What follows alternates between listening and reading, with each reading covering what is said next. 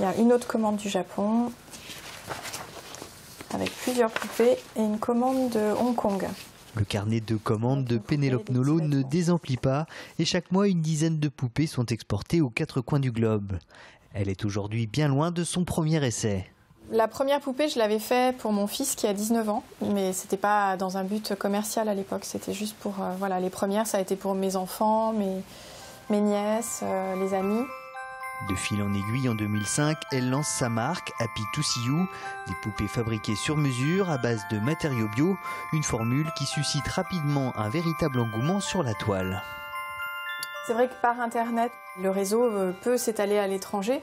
Puis après, parfois, il y a eu des rencontres. Pour le Japon, c'est vrai que j'ai une cliente qui a une boutique qui est venue jusqu'à l'atelier pour voir comment je fabriquais avant de me commander pour sa boutique. Et elle fait connaître un petit peu les poupées au Japon dans son magasin. Donc je mets de la laine vierge cardée à l'intérieur du jersey de coton bio qui a été cousu en forme de bras de poupée. Laine de boer pour les cheveux, coton bio, chaque élément a été choisi avec soin pour que ces poupées soient le plus naturelles possible.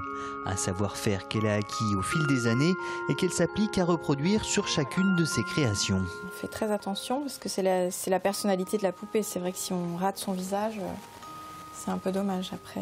5 heures de travail sont nécessaires pour donner vie à ces poupées et pour pouvoir répondre à toutes les commandes, elle a été obligée d'embaucher.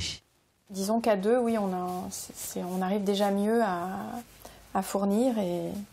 Parce qu'on a voulu aussi garder cette fabrication.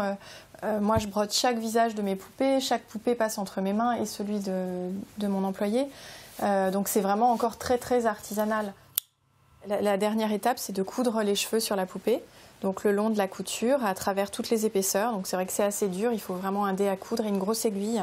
Parallèlement, elle a développé un kit de poupées à monter soi-même, une formule qui là encore plaît beaucoup. Ils commandent un kit, ils choisissent la couleur de peau, des cheveux, etc. Ils reçoivent toutes les matières, plus des petits posters d'explications. Ses créations sont présentées dans sa boutique, tout un univers y est décliné, vêtements pour enfants assortis aux tenues des poupées, mais aussi un grand choix d'objets décoratifs, tous faits main et réalisés par des artisans locaux.